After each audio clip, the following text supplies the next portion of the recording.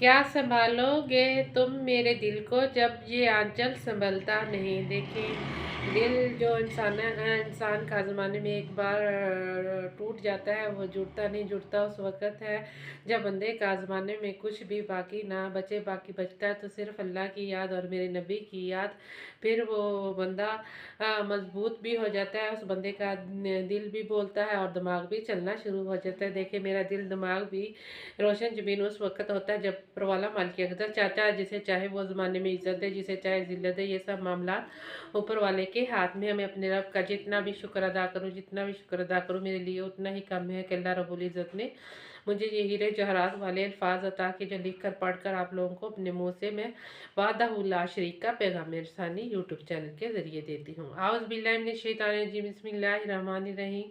शुरू करती हूँ अल्लाह का नाम लेकर जो निहायत मेहरबान और रहम करने वाला है।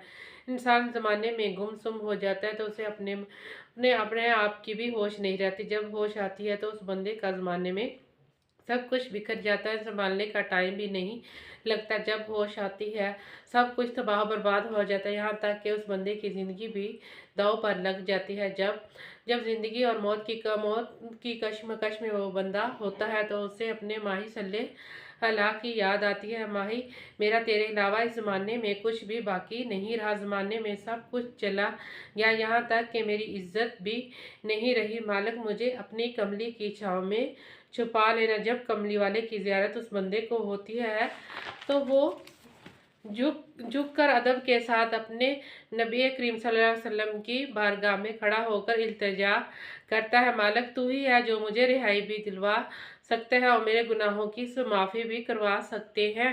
मैं मालिक फिर उस बंदे को अपनी कमली की छाँव में छुपा लेते हैं और उस बंदे पर अपनी रहमत की छाँव फरमाते हैं कि कुन हो जा फयकून, तो वो हो जाता है।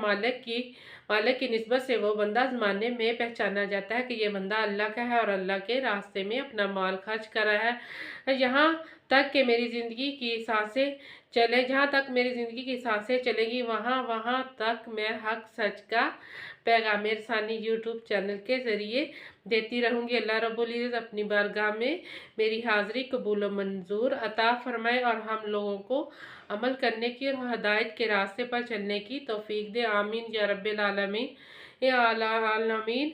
कहने से हमारा रब राज़ी हो जाएगा और मेरा रब अपने बंदों से बेहद खुश होता है। जब कोई ज़माने में मेरे मालिक की और मेरे मोहम्मद सल्लल्लाहु अलैहि वसल्लम के नाम की महफिल सजाएगा तो कमली वाला अपने दर की ज़ियारत ज़रूर नसीब फरमाएगा। अगर आप लोग खाना काबा का तवाफ़ करना चाहते हैं, अल्लाह का घर, अल्लाह के नबी का घर देखना चाहते हैं तो अहद कर लें कि मैंने अपने नबी करीम सल्लल्लाहु अलैहि वसल्लम के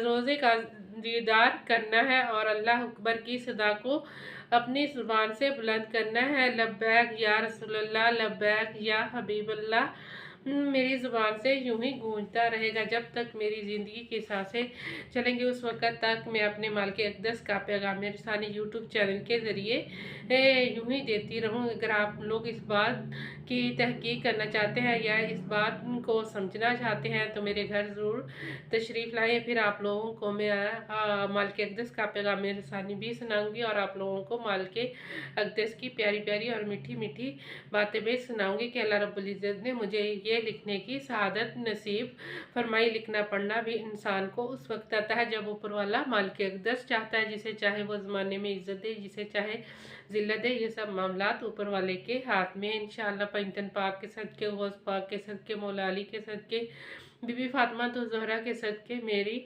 ये मंज़र एक न एक दिन ज़रूर चलेगी। फी मानिल्लाह।